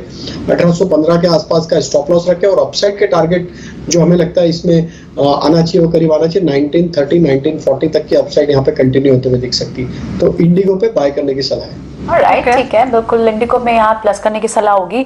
केबल स्टॉक्स को आप फिर से देखें, आप तो केबल स्टॉक में हमने पहले भी कई सारे काउंटर्स की बात की है। आज के EI यहाँ पर आपको अच्छा खासा सर्च दिख रहा है 5% का। नागराज, कैसे देखते हैं आप इस स्टॉक को? Can you please repeat the stock name? आप स्टॉक नेम एक बार रिपीट करेंगे? यस, केबल इंडस्ट्री से, KEI इंडस्ट्रीज। Right, okay. कि ये एक स्टडी मूव है, कई दिनों से एक रेंज बाउंड एक्शन के बाद छोटा छोटा अपमूव के साथ मूवमेंट हो रहा है। रीसेंट जो करेक्शन था उसके बाद में एक अपसाइड ब्रेकआउट देने की कोशिश की है अराउंड 1230 के आसपास। उतना स्ट्रॉन्ग कन्विंसिंग चार्ट पैटर्न नहीं है, लेकिन ट्रेंड तो पॉजिटिव है, क्योंकि रेंज बाउंड एक्शन के बाद एक जो बेटर ब्रेकआउट देता है उसका इम्पैक्ट थोड़ा दिन रह सकता है। और इवन अराउंड 1320, 1315, 1320 तक एक ऊपर जाने की सलाह है। जो भी ट्रेडर है ट्रेडिंग में जो करते हैं उनको एक बाय के लिए सलाह दे सकते हैं, लेकिन इन्वेस्टमेंट के लिए अभी भी थोड़ा एविडेंस क्रिएट करने में वेट करना पड़ेगा। क्लियरली ये राय मिलती हुई आपको KEI इंडस्ट्रीज पर। इस बीच राजेश जी, जाइडस लाइफ साइंसेस को देखिए, इसमें हम देख रहे हैं करीब 3% की बढ़त के साथ आज कामकाज नजर आ रहा है। पिछले कुछ सेशंस की अगर बात करें, कोई जबरदस्त अपमूव्स नहीं थे, एकाएक तेजी है। टेक्निकली क्या और बढ़त यहां से आपको दिख रही है? तो मानसी जी देखिए, जाइडस लाइफ का अगर हम सेटअप देखें तो काफी वीक स्ट्रक्चर है और across all time frame stock एक बेयरिश जोन में ट्रेड करते हुए दिख रहा है। स्टॉक में जो एक करेक्शन जो चलते आ रहा है कंटिन्यूशन, यहाँ पे एक lower top lower bottom formation का सेटअप बना हुआ है, तो जो दिखाता है कि स्टॉक में वीकनेस बनी हुई है। हालांकि जरूर लोअर साइड से एक पुल बैक बना है, लेकिन हमें लगता है कि जब तक ये स्टॉक में 375 380 के लेवल क्रॉस नहीं होंगे, ये स्टॉक एक डाउन ट्रेंड में ही ट्रेवल करते हुए दिखेगा। तो हमें लगता है अगर किसी ने भी ट्रेडिंग पॉइंट ऑफ व्यू से भी लोअर साइड पे अगर कोई पोजीशन बनाया है, तो ये स्टॉक में अगर ये पुल बैक एक्सटेंड होकर 365 370 75 के जोन में भी अगर आता है तो वहां पे एग्जिट करने की सलाह रहेगी, क्योंकि ये स्टॉक का स्ट्रक्चर काफी वीक है और एक कंटिन्यूशन डाउन ट्रेंड यहाँ पे बनते हुए दिख रहा है। तो हमारी यहाँ पे पुल बैक में एग्जिट करने की सलाह रहेगी। ओके, ये राय जाइडस लाइफ पर पुल बैक में एक बार एग्जिट करने के बारे में सोचा जा सकता है। कुछ गोदरेज एग्रोवेट स्टॉक को देखिए, आज इस स्टॉक में भी मूवमेंट देखने को मिली है और अच्छी बढ़त के बीच गोदरेज एग्रोवेट में यहाँ पर कामकाज भी होता हुआ दिख रहा है। Going strong. आगे क्या आपको लगता है? फंडामेंटल्स कई सारे हैं वैसे देखे तो, लेकिन टेक्निकली के चार्ट्स आपको दुरुस्त लग रहे हैं? जी हाँ, देखिए बहुत बड़े स्लंप के बाद इस स्टॉक में एक मूवमेंट आया है। बहुत ही वॉलेटाइल काउंटर है, तो जरा सा कॉशन सजेस्ट करूंगा ट्रेडर्स के लिए जो इन लेवल्स पे एंटर कर रहे हैं। लेकिन अगर हम लास्ट कुछ दिनों का या 1-2 हफ्तों का जो पैटर्न देखें तो एक बहुत ही स्ट्रॉन्ग टर्न अराउंड हुआ है। इंडिकेटर्स भी इस पे पॉजिटिव टर्न हो रहे हैं। कहीं ना कहीं ओवरहीटिंग की तरफ जा रहा है और अपने 200 डे मूविंग एवरेज के बिल्कुल पास ट्रेड कर रहा है। तो अगर इसी लेवल पे या इसी लेवल के नीचे यानी 570 के नीचे अगर क्लोज होता है तो ठीक अपने रेजिस्टेंस और 200 डे मूविंग एवरेज के पास ही क्लोज हो रहा है। मैं चाहूंगा कि ये स्टॉक थोड़ा और ऊपर जाए, 575 या उसके आसपास की अगर इसकी क्लोजिंग आती है या उसके उन लेवल से उसके ऊपर, तब एक नई एंट्री नया पोजीशन इसमें बनाया जा सकता है। वरना स्टॉक में पहले भी इन लेवल से और 200 डे मूविंग के एवरेज के पास से टर्न अराउंड किया है। तो मैं चाहूंगा जरा सा वेट करें, देखें और फिर इसमें बाय करें। 575 के ऊपर ये स्टॉक और ज्यादा स्ट्रॉन्ग होगा for targets of 600 and 625। Okay, इस बीच आपके टीवी स्क्रीन पर आप SBI लाइव के Q4 नंबर्स देख रहे हैं। नतीजों के साथ साथ आप देख रहे हैं स्टॉक में भी रिएक्शन करीब 5% की बढ़त के साथ ये स्टॉक ट्रेड करता हुआ। मुनाफे के फ्रंट पर यहां पर करीब 26% की बढ़ोतरी देखने को मिली है। 540 करोड़ से कंपनी का मुनाफा जो है 680 करोड़ पर जाता हुआ।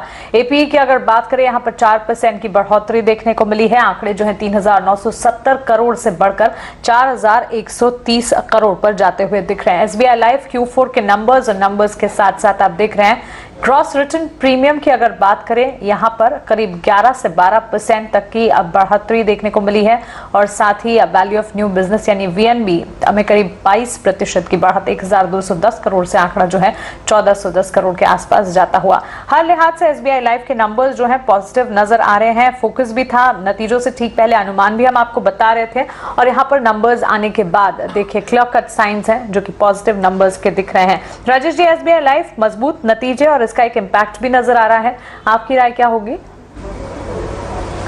जी हाँ, बिल्कुल।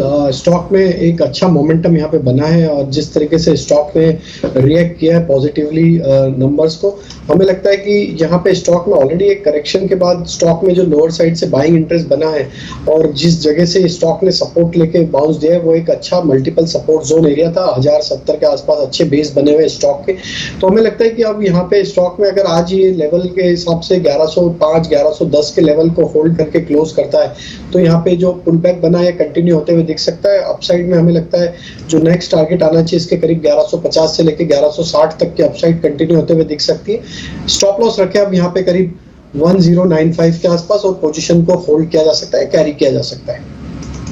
VNB मार्जिन्स अगर वैल्यू ऑफ न्यू बिजनेस की अगर बात करें और साथ ही मुनाफे के फ्रंट पर अगर देखें तो नतीजे जो है अनुमान से भी बेहतर यहाँ नजर आ रहे हैं, जिसका एक इम्पैक्ट है कि यहाँ पर आप देख रहे हैं स्टॉक मूवमेंट आती हुई। इनफैक्ट नतीजों से पहले भी ब्रोकरेज रिपोर्ट्स काफी पॉजिटिव नजरिया SBI लाइफ पर दिखा रही थी। नोमुरा, इन्वेस्टेक, मोतीलाल ओसवाल जैसी तमाम ब्रोकरेजेस में पॉजिटिव खरीदारी की राय। इनफैक्ट JP मॉर्गन ने वो वेट की रेटिंग भी दी थी। अब नतीजे क्योंकि आ चुके हैं, कल सुबह देखना होगा कि ब्रोकरेज रडार पर कौन से ब्रोकरेजेस के रडार पर ये स्टॉक है और किस तरह के रिपोर्ट्स यहाँ पर SBI लाइफ के लिए आते हुए दिखते हैं। इस बीच विप्रो, इस पर भी कुछ आपसे राय जानना चाहूंगी। कंपनी के नंबर्स एक्सपेक्टेड हैं और पर्टिकुलरली अगर बात करें नंबर्स की, मार्जिन्स पर काफी हद तक फोकस है क्योंकि वेज हाइक का एक इम्पैक्ट है। पॉसिबली वेज हाइक के चलते मार्जिन्स को एक हर्ट मिलता हुआ दिख सकता है। नंबर्स से ठीक पहले हम देख रहे हैं 523 के लेवल्स पर करीब आधे 1% की बढ़त पर विप्रो का स्टॉक ट्रेड करता हुआ दिख रहा है। लेकिन क्या कुछ टेक्निकली आपको अगर इस पर कोई राय आप देना चाहें? जी हाँ, देखिए Wipro for the longest time tech big boys में द डार्क हॉर्स कहा जाता रहा है और ये हमेशा TCS, Infosys, even HCL tech के साथ में नाम तो लेते हैं because it's one of the big boys, लेकिन it just does not share the same flavour as them. So वही चीज कहीं ना कहीं हमें प्ले आउट होती हुई दिख रही है। जैसे हमने कुछ दूसरे टेक स्टॉक्स देखे थे, वहां पे एक ओवरसोल्ड इंडिकेटर था, लेकिन वहीं पे कुछ इंडिकेटर्स टर्न हो रहे थे, स्टॉक में बाउंस आ रहा था। इसका स्ट्रक्चर अगर हम देखें तो काफी महीनों से नेगेटिव चलते आ रहा है और ट्रेंड भी नेगेटिव है। ये भी जरा सा ओवरसोल्ड टेरिटरी में गया है, बट यहाँ पे कहीं कोई रिवर्सल का साइन नहीं दिख रहा है। एक पॉजिटिविटी अगर मैं इसमें ढूंढना चाहूं तो वो ये है कि भाई 520 के जो लेवल्स हैं ये एक क्रूशियल सपोर्ट लेवल्स हैं। इसके आसपास स्टॉक जरा सपोर्ट लेके बाउंस करता है, but I wouldn't play for that right now जिस तरीके का इसमें नेगेटिव मोमेंटम बरकरार है। सो मेरे लिए Wipro will be avoid and there are plenty of other fish in the ITC for us to pick. Clearly IT में और भी कई सारे हैं जिस पर आप फोकस करके चल सकते हैं, लेकिन विप्रो के क्योंकि नतीजे आने वाले हैं, कैसे रह सकते हैं विप्रो के नतीजे? आइए अनुमान एक बार शरद से समझ लेते हैं। शरद बताएं।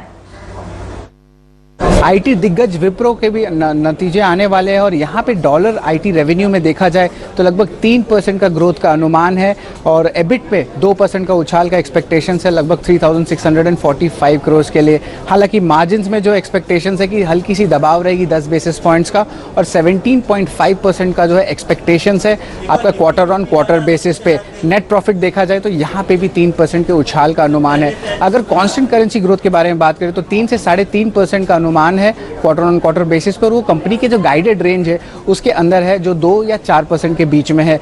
इनऑर्गेनिक कंट्रीब्यूशन आने वाली है आपकी लीन, स्विफ्ट और एजाइल के जो बिजनेस सेगमेंट से इस क्वार्टर में और जो मार्जिन है ऑलमोस्ट फ्लैटिश रहने वाले हैं क्योंकि वेज हाइक का जो इम्पैक्ट है वो तीसरी तिमाही में ऑलरेडी प्ले आउट हो चुका है। और आखिर में जो डील्स रहेंगे हालांकि म्यूटेड रहने वाले हैं, लेकिन important factors to watch out में सबसे पहला रहेगा कि जो फर्स्ट क्वार्टर की जो गाइडेंस है वो लगभग एक्सपेक्टेशन है कि 2 to 4% आपका क्वार्टर ऑन क्वार्टर बेसिस पे CC ग्रोथ का रहेगा। डील पाइपलाइन पे फोकस रहने वाली है और मोस्ट इंपॉर्टेंटली क्लाउड इन्वेस्टमेंट की क्या प्रोग्रेस हो रही है और आगे जाते हुए कैपको एक्विजिशन में वो कैसे स्केल अप करने वाले हैं कंपनी।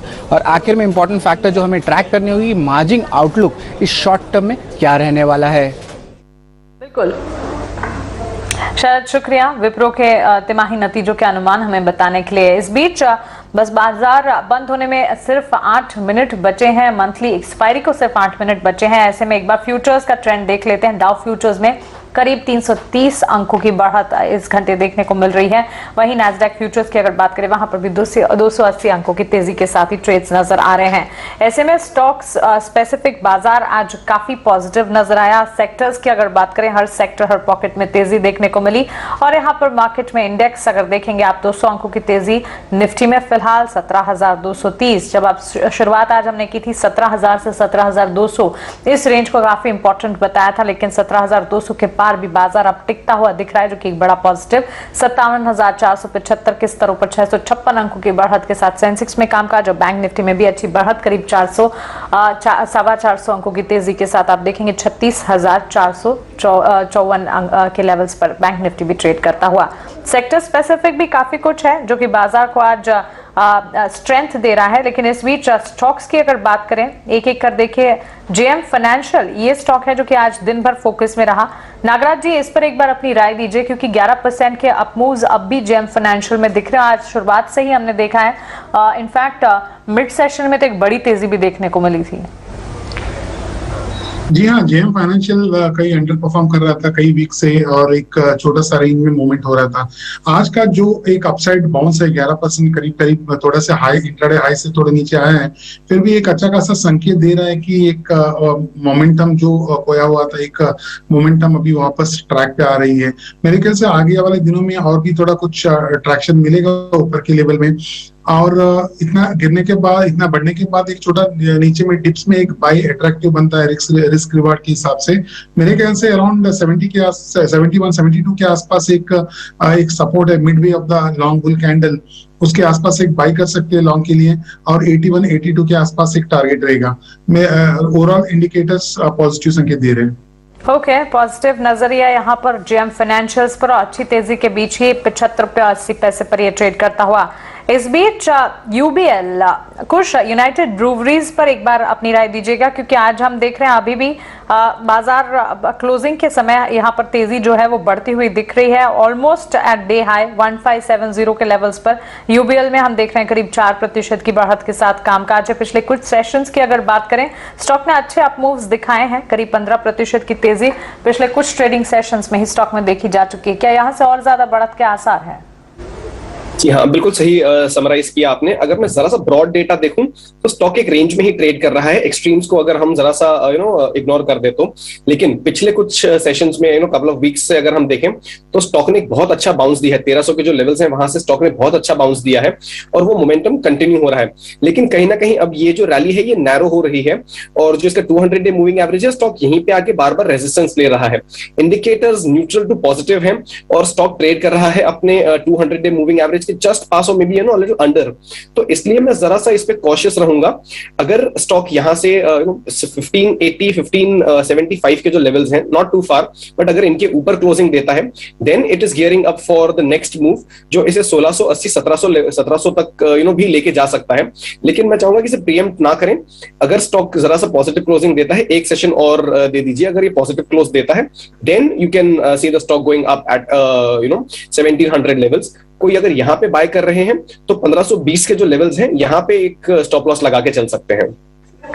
फिलहाल अभी अगर बाइंग है तो 1520 के स्टॉप लॉस के साथ बाइंग के बारे में सोचा जा सकता है। अदरवाइज राय यही है कि थोड़ा सा रुक जाए स्टॉक में, एक बार और ज्यादा तेजी अगर दिखती है तो फिर क्लियर कट साइंस है कि और बढ़त के पूरे संभावना बनती दिखेगी, उसके बाद एक बार यहाँ पर डिसीजन लिया जा सकता है। राजेश जी, क्विकली आपसे अंबुजा सीमेंट और अल्ट्राटेक दोनों पर ही आपका नजरिया मैं जानना चाहूंगी, क्योंकि रिजल्ट स्पेसिफिक दोनों स्टॉक से नतीजे आने वाले हैं और दोनों में ही बिक्री जो है बढ़त का अनुमान देख रहे हैं हम, लेकिन मार्जिन और मुनाफे के फ्रंट पर हिट लगता दिखेगा। दोनों स्टॉक्स को आप कैसे देख रहे हैं? तो सीमेंट स्पेस हमें काफी अट्रैक्टिव लग रही है और अंबुजा सीमेंट का सेटअप तो काफी पॉजिटिव है और हम इस पे डिस्कस भी किए हैं पहले भी शोज में। हमें लगता है कि ये स्टॉक में जिस तरीके की स्ट्रेंथ चार्ट पे विजिबल है, यहाँ पे हमें इमीडिएट टारगेट 400-410 तक का लगता है कि अंबुजा सीमेंट में आते हुए दिख सकता है। तो जिनके पास पोजीशन है अब यहाँ पे स्टॉप लॉस रखना होगा करीब 372 के आसपास और पोजीशन को कैरी किया जा सकता है। अल्ट्राटेक सीमेंट का अगर हम सेटअप देखें तो ये स्टॉक ऑलमोस्ट अब अपने 50 डे मूविंग एवरेज के आसपास ट्रेड करते हुए दिख रहा है। पिछले 3-4 वीक में अगर देखें तो जो भी एक माइल्ड प्रॉफिट बुकिंग यहाँ पे हायर साइड से होते हुए दिखी थी वो कहीं ना कहीं एब्जॉर्ब होते हुए दिख रही है। हमें लगता है अल्ट्राटेक के सेटअप के हिसाब से ये स्टॉक अगर 65-50 ये एक इमीडिएट लेवल है, अगर ये लेवल के नीचे अब यहाँ से नहीं फिसलता है तो यहाँ से एक हाई प्रोबेबिलिटी के एक पुलबैक का ट्रेड यहाँ पे बिल्कुल बनते हुए दिखना चाहिए और यहाँ से हमें लगता है जो टारगेट आते हुए दिख सकते हैं वो करीब 6750 6800 तक की अपसाइड भी यहाँ पे आते हुए दिख सकती है। तो अल्ट्राटेक सीमेंट में रिजल्ट के पहले जैसा आप बता रहे हैं एक माइल्ड प्रॉफिट बुकिंग ऑलरेडी हो चुकी है स्टॉक में और एक अच्छे सपोर्ट से वापस से हमें लगता है यहाँ पे बाइंग इंटरेस्ट बनते हुए दिख रहा है और स्टॉक में हाई प्रोबेबिलिटी के एक अपसाइड का ट्रेड यहाँ पे बनते हुए दिखना चाहिए। ओके तो सीमेंट स्पेस पर ये राय और दिन भर एक्शन दिखाने के बाद मंथली एक्सपायरी के दिन बाजार की क्लोजिंग कैसी हो रही है, आइए प्रियंका से समझते हैं। Priyanka, over to you. बिल्कुल मानसी, देखिए आज एक बहुत ही अच्छा रीबाउंड सेशन कहना होगा क्योंकि आज एक्सपायरी थी तो शॉप्स जो थे वो बहुत अच्छे से कवर हुए। इनफैक्ट एक्सपायरी की जो रेंज हमें लग रही थी वो 17,200 17,100 से 17,200 के बीच में थी, लेकिन आप 17,200 के ऊपर जाते हुए इसे बाजार को इस वक्त देख रहे हैं। सारे ही सेक्टर्स में आपको आज एक अच्छा सा बाइंग बाउट दिखाई दिया। पूरी अगर आप स्क्रीन देखेंगे तो ग्रीन दिखाई देगी इनफैक्ट, और इसमें मेजरली जो आपके स्पेसेस थे लाइक एफएमसीजी, एनर्जी और साथ ही कंजम्पशन स्पेस, इनमें एक अच्छी तरह एक मूव दिखी more of majorly because of the earnings, क्योंकि अगर आप यहाँ बड़े ट्रिगर्स एफएमसीजी स्पेस को देखें जहां पर आपको अच्छी तेजी देखने को मिली थी, उसका रीजन है एचयूएल के नंबर्स, जो ग्रोथ और गाइडेंस जो मैनेजमेंट की तरफ से आई, ना सिर्फ एचयूएल बल्कि रब ऑफ इफेक्ट आपको मैरिको, नेस्ले जैसे स्टॉक्स में भी देखने को मिला। दूसरा जो बजिंग पैक था वो energy pack and largely driven by Reliance. तो ये जो एक बड़ी आप रैली देख रहे हैं निफ्टी पर, उसका मेजर कंट्रीब्यूशन आपको रिलायंस की तरफ से मिला। पूरा एनर्जी पैक बजिंग है जब से जीआरएम्स इंप्रूवमेंट की बात हो रही है। 2800 के ऊपर तक रिलायंस को आपने आज ट्रेड होते हुए दिखाई दिया। रिलायंस, चेन्नई पेट्रो, एमआरपीएल, पूरा रिफाइनरी स्पेस आप देखें तो वहां पर एक अच्छी बस थी, आज अच्छी मूवमेंट आज के दिन भी थी। उसके अलावा दूसरे और गेनर्स की बात करें तो एलएनटी ने एक अच्छा कंट्रीब्यूशन आज बाजार को दिया। ये कुछ आप गेनर्स देख रहे हैं। इनफैक्ट अगर आप मैं सेक्टर स्पेसिफिक मूव्स की बात करूं तो आपको फर्टिलाइजर स्पेस से निफ्टी काउंटर्स में यूपीएल, फ्यूचर काउंटर्स में, एफएनओ काउंटर्स में आपको कोरोमंडल, चंबल फर्टिलाइजर, यहाँ पर आपको आज एक अच्छा मूव देखने को मिला। इसके अलावा जो दूसरे स्पेसेस थे जहां से अच्छी तेजी देखने को मिली, basis of the results, HDFC Life 4% तेज, और उसके बाद आपने देखा आईसीआईसीआई प्रूडेंशियल, तो पूरा एएमसी स्पेस, इंश्योरेंस स्पेस, इसमें आप कल से एक बज देख रहे थे लेकिन आज पूरा इंश्योरेंस स्पेस बजिंग था क्योंकि एचडीएफसी लाइफ के अच्छे नंबर्स आए। Indian Hotels one of the top gainers of FNO था अप टिल 2 o'clock ऑल्सो। वहां पर बड़ा रीजन था कि जिस तरह से इंडियन होटल्स के नंबर्स आए, उसके बाद पूरा होटल स्पेस आपको जिस तरह से बाइंग मोमेंटम पीछे के दिनों में भी दिखाया, पूरा रब ऑफ इफेक्ट आपको ओपन अप थीम से जुड़े हुए कुछ काउंटर्स में भी देखने को मिला। लूजिंग सेक्टर्स की अगर हम बात करें, लूजर्स में भी एक बड़ा जो नंबर लूजर्स की तरफ था वो था बजाज ऑटो स्पेस, जहां सबसे इस वक्त बजिंग है, बड़ी अंडर परफॉर्मेंस से बाहर निकल रहा है, ऑलरेडी मूव्स पर है, चाहे मारुति का काउंटर हो, टू व्हीलर स्पेस के काउंटर्स हो, लेकिन बजाज ऑटो ने आज डिसअपॉइंट किया पोस्ट द नंबर्स।